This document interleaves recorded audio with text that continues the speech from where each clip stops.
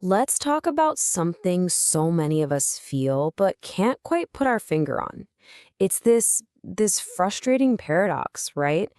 You've got these huge ambitions, big dreams, but you feel completely stuck, almost lazy when it's time to actually do the work. Today, we're going to get into the psychology of why that happens. Does this sound familiar? You can see the finish line. You know what you want to accomplish. You might even have a step-by-step plan. But for some reason, you just can't start. And it is so frustrating, wrestling with that feeling that you're just not living up to your own potential. And then the internal monologue kicks in, doesn't it? Okay, I'll start tomorrow. You know what? I'll be way more productive next week. But tomorrow becomes the next day, and then the next, and that big important thing you're supposed to do is still just sitting there. And it's not even about the task anymore. It's about that quiet regret that builds up, because you know you can do so much more. What's really wild is how this plays out in a cycle that is just so predictable. Think about it. The year kicks off with this huge burst of energy. New year, new goals, you're all in. But then February hits, and those old habits start creeping back. Procrastination sets in. And by March, it's gotten worse. Because now we're not just delaying tasks, we're actually starting to label ourselves. We tell ourselves, I'm just lazy. Fast forward to the end of the year, and those same ambitious goals are just carried over, unachieved to the next January. So what do? We look for answers, right? And we get the same old advice. Just delete social media. Get rid of all your distractions. But those are just the symptoms. They don't actually get to the real root cause of the problem. It's like trimming the leaves of a weed and never ever pulling out the root. So what is the root?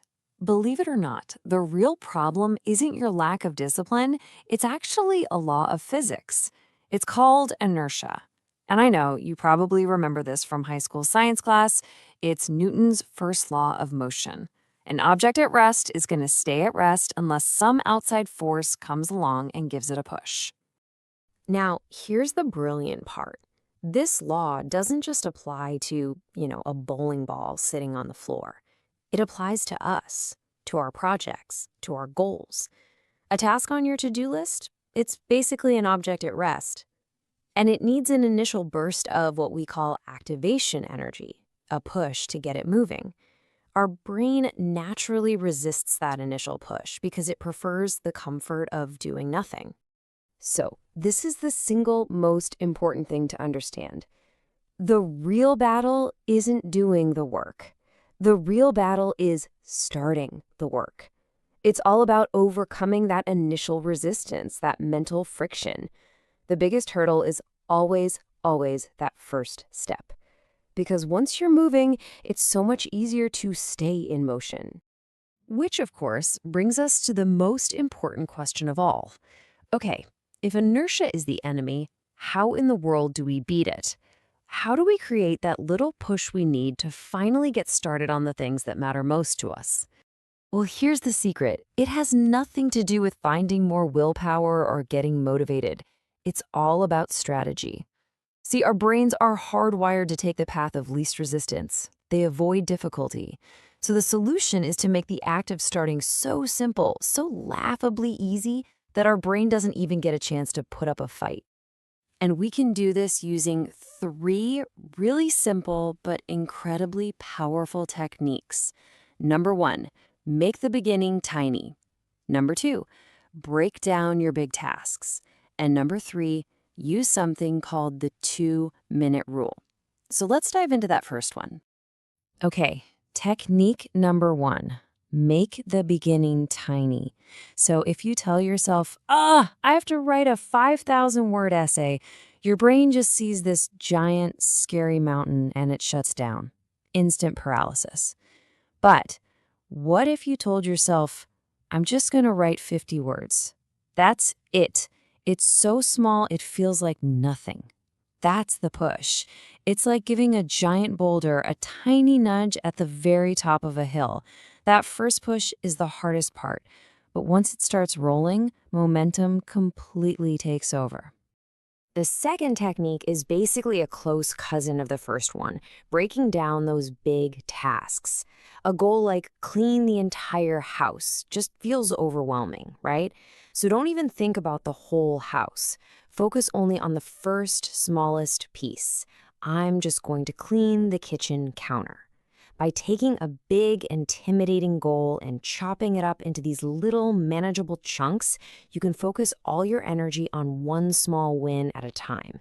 It makes starting feel possible instead of impossible. And finally, we have my personal favorite, the famous 2-minute rule. If there's a task you are absolutely dreading, exercising, studying, whatever it is, just make a deal with yourself. You only have to do it for 2 minutes. That's it. Anyone can do anything for 120 seconds. This simple little promise is usually all it takes to trick your brain into getting over that initial wall of resistance. And this is where the magic happens. Because what you'll find is that 2 minutes often turns into 10 minutes, which turns into 30 minutes, and sometimes even an hour or more. And why is that?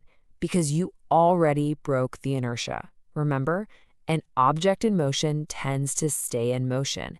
Once you've actually started, it's way easier to just keep on going. It all really comes down to this one simple, powerful idea. And it's captured perfectly in this quote from Martin Luther King Jr. You don't have to see the whole staircase, just take the first step. You don't need to have the entire path perfectly mapped out. All you need is a strategy to take that very first step.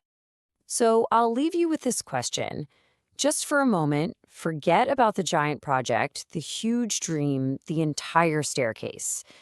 Instead, I want you to think about the smallest possible action you can take. What will your ridiculously easy 2-minute first step be today?